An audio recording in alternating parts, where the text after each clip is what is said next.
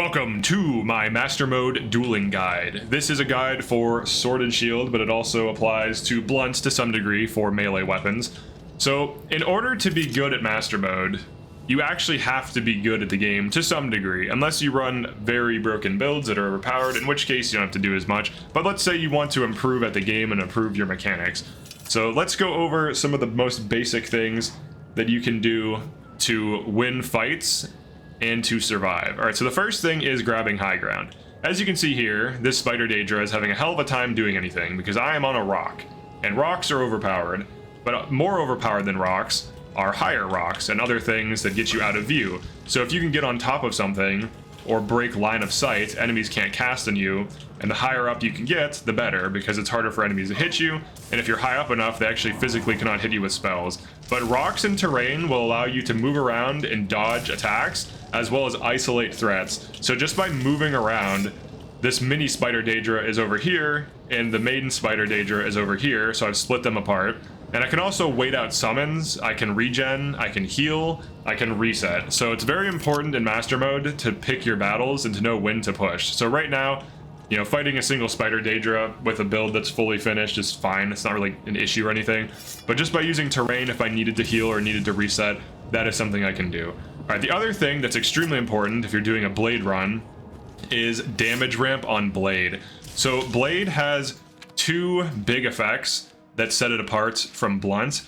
The first one is expert level. You have a 1 in 4 chance to bleed, which applies a spell-like effect that affects every single enemy in the game, that does a little bit of chip damage, and it is ramped by weakness to normal weapons and weakness to magic, which is interesting because if you're running a ramp build, your bleed actually gets scaled, which is kind of cool. But as you're attacking with your normal attacks, you have a 1 in 4 chance to bleed, which improves your DPS. Now, this also matters for faster attacking weapons like daggers. So if you want to attack really quickly, you can get more bleeds off. If you get more bleeds off, you're dealing more damage. So it's really good to go for normal attacks, like regular attacks, to bleed.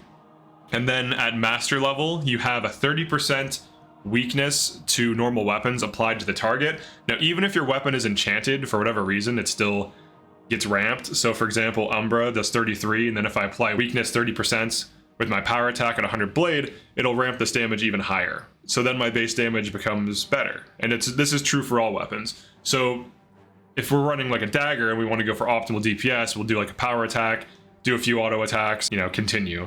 The main thing to do when running sword at 50 and eventually 100 blade is to open with like a moving power attack, because then you get the weakness effect, which you can see causes the Spider Daedra to have this kind of like white outline.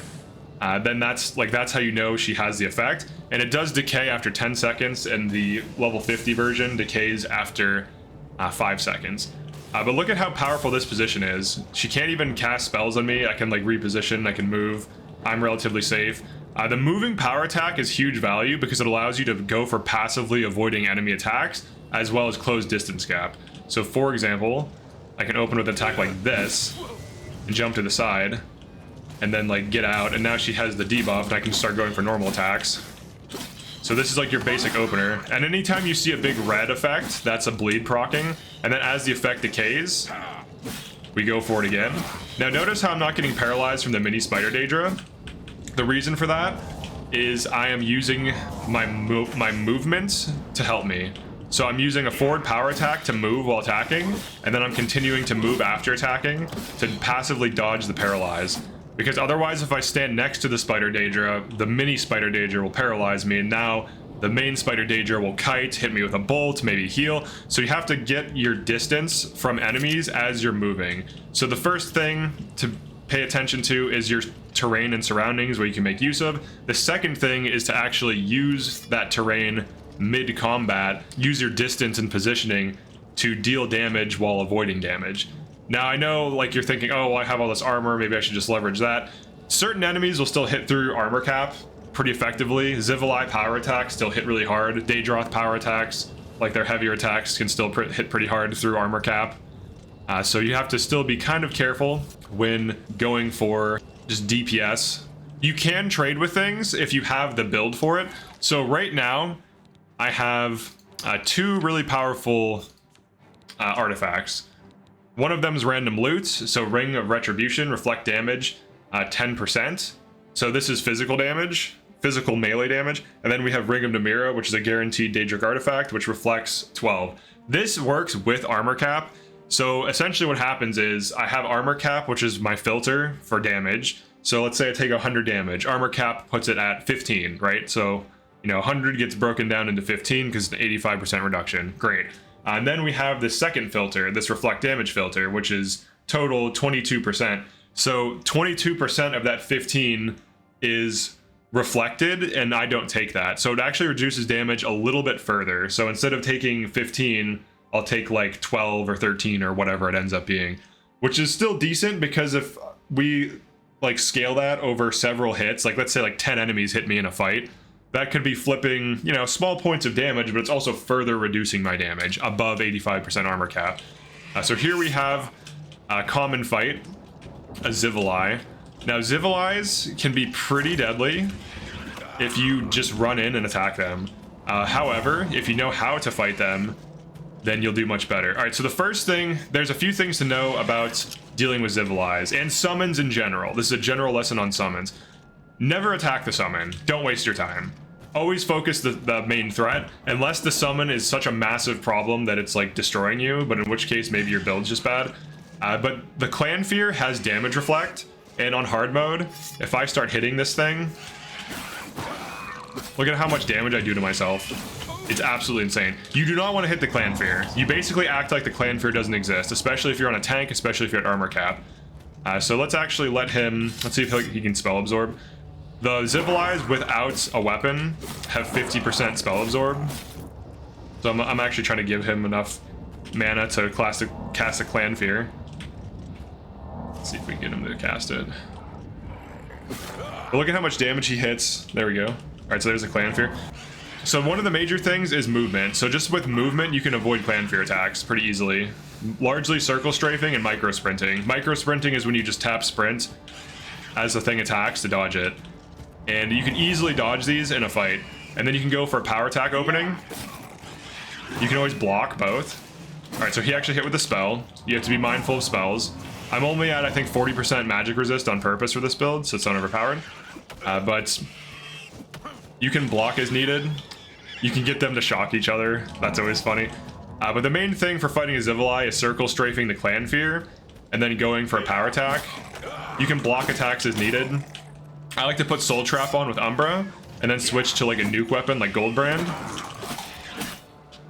So that can be pretty powerful. And then I kind of just want to like walk him down.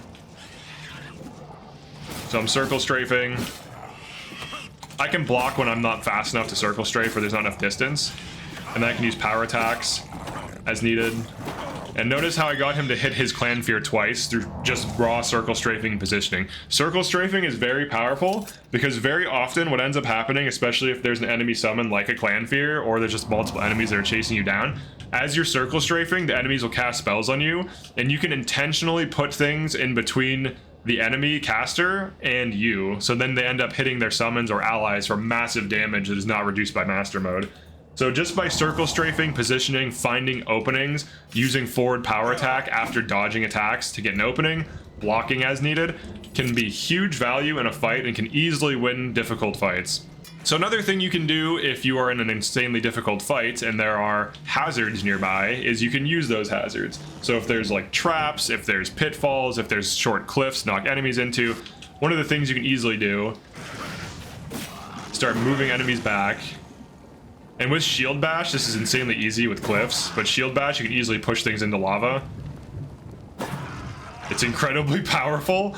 Now, if you want to beat the Goldbrand quest easily, if you have Shield Bash unlocked, just run over near the lava's edge, like the shoreline, wait for the enemies to get close, and then just start Shield Bashing them into it. You can also block and push them. It takes longer and it's harder to do, but that's a thing you can do as well. So using your damaging surroundings to your advantage can be huge. And in Oblivion gates, there's a lot to use. There's lava, there's cliffs in the towers, there's These spittle sticks, there's Harada roots that deal damage. These will damage enemies, these will damage enemies. So if you get an enemy chasing you, if you're like up on this rock and there's an enemy in here getting hit by these two things, as you're DPSing, you're also like scaling your damage if you really want to handle it that way. But make use of everything in your surroundings. Jump on rocks, use things for cover, use the enemy summons as cover, use enemies as cover, push things off of cliffs, push them into lava.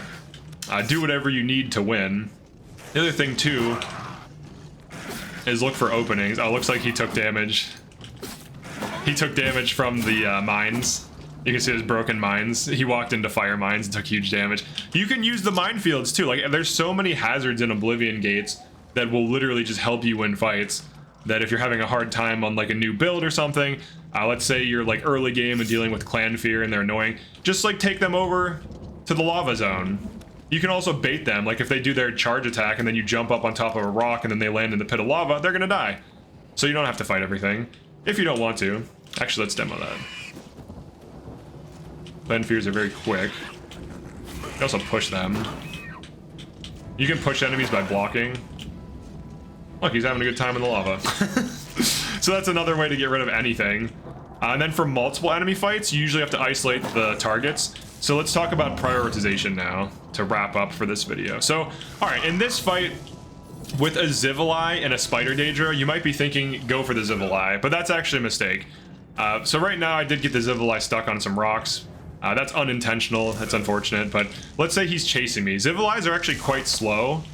They're pretty easy to avoid as long as you have like decent speed. But notice how the Spider Daedra summon paralyzes me. Now the Spider Daedra might be able to combo me out, but the Zivali, if I'm paralyzed, will definitely kill me. So the first thing I want to isolate is the Spider Daedra. And we want to kill the Spider Daedra so that the Zivali can't get an easy kill off of a paralyze on me. So if the Zivali was pushing me, I would be like running away, getting distance. Now the Spider Daedra is much faster, so it will chase you. Look how fast the little one is. But usually what you can do is position in such a way... Here, let's actually get him out. Just kind of show this. Actually help him. All right, so here's the paralyze. This is what we're worried about. This is how you will die very easily, getting paralyzed next to like 3 enemies. That's a good way to die. It looks like they're stuck on these rocks. Here, let's try to get him out. He should follow me if I get him to power attack. The Spider Daedra is having no trouble getting out of here. All right, there he goes. So I want to show like the distancing, because just like with the repositioning in a 1v1, so like look at this. This is like the type of position you'll end up with rushdown versus casters. So usually the caster will be at a distance. Sometimes it'll rush you down in case of Spider Daedra. But what we're looking for is to get them split off from each other, or to find opportunities. So like right now I'm like putting the Spider Daedra in between me and the Zivali, so that if I have to hit the Spider Daedra, the Zivali can't hit me. So just basic use of enemies as cover. I can focus this down. I can switch to Ebony Brand or Ebony Blade so that he can't heal. I can wait for him to attack, power attack. I'm kind of using the Spider Daedra as like a human shield from the Zivali's attacks for the most part. And then we're focusing this down so we can get rid of the paralyzed enemy. All right, now we're down to just the Zivali, and we're soul trapping as we're fighting so that we can reset all of our stuff. We want to soul trap the Zivali as well. And we can switch to DPS. And also make sure to keep your stamina up, because if you block when you're low stamina, you will get staggered. We'll double heal. Now I can trade a little bit of damage at high health to go for a kill, because I have armor cap plus 22 damage reflect. Now 22 damage reflect is not going to save you, like I'm still taking damage. But you can see how you want to prioritize the Spider Daedra over the Zivali. You can use the Spider Daedra as cover, you can use positioning and distance to easily kill things, and of course we always have the option of lava. I could be baiting this into attacking things. For example, if I'm paying attention to this and I dodge, I can have that hit something behind me, which will actually deal pretty good damage because it's unscaled damage. It's basically as if it was a depth difficulty. So there's a lot of different things you can do, a lot of different things you can use. The final thing we'll talk about is radial canceling, because that is a pretty interesting tech. So as you attack, you have attack rate, right? And then you have like a 3-hit combo, 4-hit combo, depending on the weapon. And there's like some recovery time.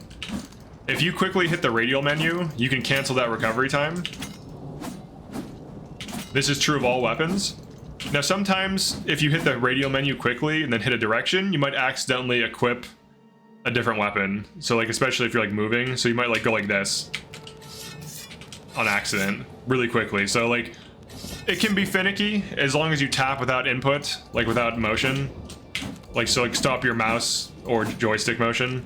So that way you don't like select something. So for example, I selected repair hammer there. But you just simply open the radial menu. And then for openings, you want to do like power attack, usually like a forward power attack because it covers distance, and then start attacking. And then the shield dash can be pretty good for dodging stuff. Mostly for dodging projectiles. Like, let's say you're about to get hit with a lightning bolt and you're like slow. You can quickly get around cover. Or you can displace, so like if an enemy's doing an attack that would hit like here, but then you get around cover, like this. You can displace enough. You can also dodge back, you can dodge the sides, and as you're dodging, you can like wrap around. Like this. So you can kind of like rotate around things. In some cases, like glide up things you could run up. But obviously depends on the terrain. So like if I can run up this just barely, should be able to glide up there. The other thing too is if you do it off of something, you'll fall down quickly. So this can actually be a good way to displace from an incoming attack. You can like climb up certain things and climb down certain things. The AI has a hard time hitting you when you're going up and down quickly. So like if they're about to shoot you with like an arrow or a spell and you do a dodge down terrain, especially if you don't take fall damage, you should be okay. Now you can take fall damage, assuming we get on top of this. So you can fall off of things, but if you're on some kind of slope, you will glide down really quickly and largely avoid fall damage, which is pretty nice. But that is it for my basics of combat for Master Mode. This should help you out a lot in winning fights and just understanding like what is good and how to like maneuver and position and stuff like that. Definitely drop a comment as to tactics that you use in Master Mode, and I'll see you guys next one. Peace.